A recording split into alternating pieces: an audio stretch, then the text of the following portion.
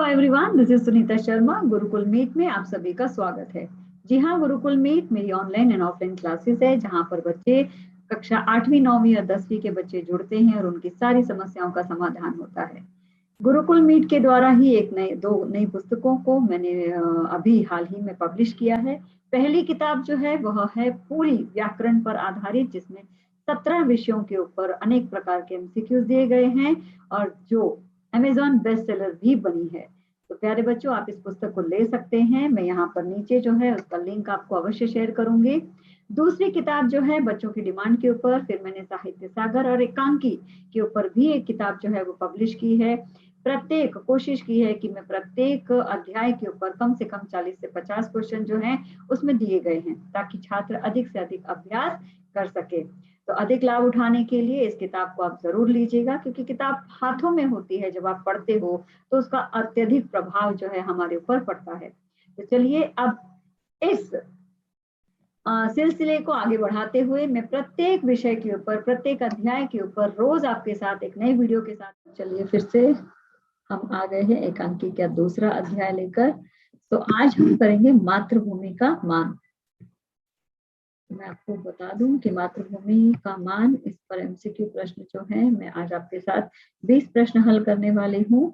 और अधिक से अधिक अभ्यास के लिए आप मेरी पुस्तक जो है अमेजोन पर अवेलेबल है, आप उस पुस्तक को ले सकते हैं ताकि आप अधिक से अधिक प्रयास कर सकें।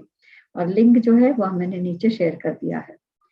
चलिए, मातृभूमि का मान एकांकी के लेखक कौन है? विष्णु प्रभाकर, हरिकृष्ण प्रेमी, विनोद रस्तोगी या उपेंद्र नाथ? आज का उत्तर है हरिकृष्ण प्रेमी।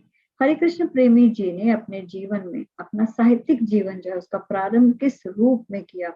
प्यारे बच्चों, आपसे अनुरोध है कि आप जितने भी लेखक हैं उनका परिचय अवश्य पढ़ें, क्योंकि आपको प्रश्न जो है उनके जीवन से संबंधित पूछे जा सकते हैं। तो उन्होंने अपने जीवन की शुरुआत जो है वह एक पत्रकार के रूप में उन्होंने अपने जीवन का प्रारंभ किया था। अगला प्रश्न है, अभय सिंह बूंदीगढ़ किसका प्रस्ताव लेकर राव हिमू के पास आए थे? बप्पा रावल का, महाराणा लाखा का, वीरवर हमीद का या वीर सिंह का? तो जी हाँ, उत्तर जो है वे महाराणा लाखा का संदेश लेकर वहां पर बूंदीगढ़ गए थे। राव हेमू और महाराणा लाखा के बीच युद्ध कहाँ हुआ था?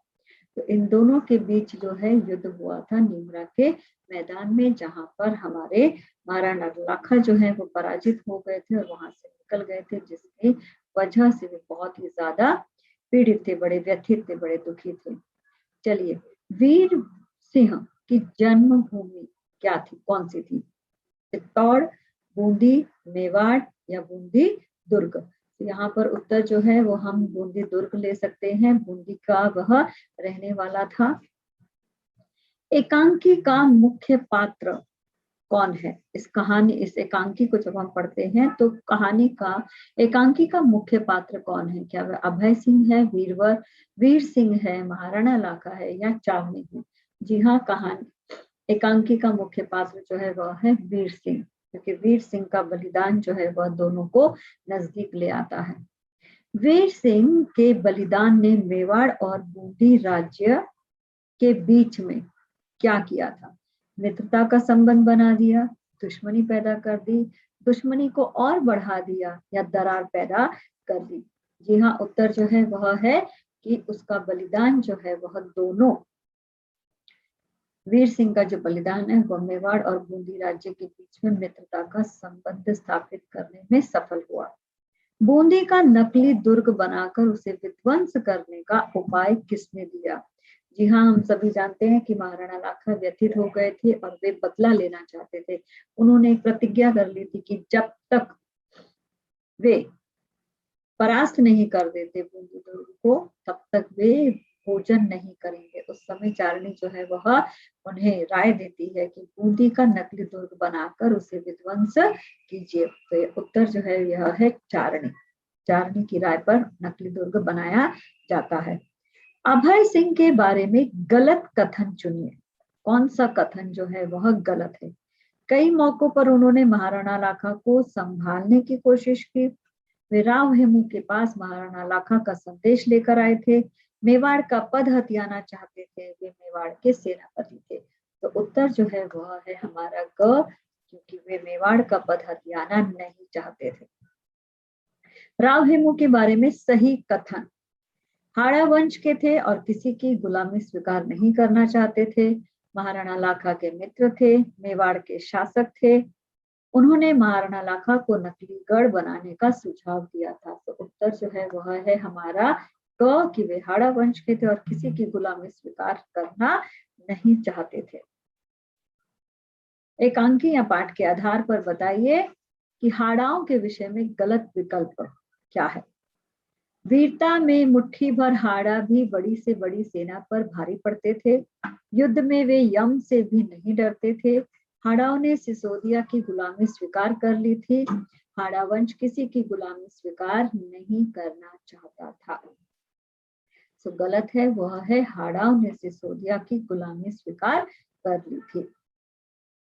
जिनकी खाल मोटी होती है उनके लिए किसी भी बात में कोई भी अपयश, कलंक या अपमान का कारण नहीं होता। प्रस्तुत कथन का वक्ता कौन है? महाराणा लाखा, अभय सिंह, राव हेमू या वीर सिंह। से उत्तर है हमारा महाराणा लाखा। मैं अपने मस्तक के इस कलंक के टीके को धो डालना चाहता हूँ। वक्ता के लिए कलंक है मैदान में हार। कौन से मैदान में हार? यहाँ पर बात की जा रही है महाराणा लाखा की। नीमरा के मैदान में जो वे हार गए उसी पर आधारित यह पंक्ति है कि मैं अपने मस्तक के इस कलंक के टीके को धो डालना चाहता हूँ।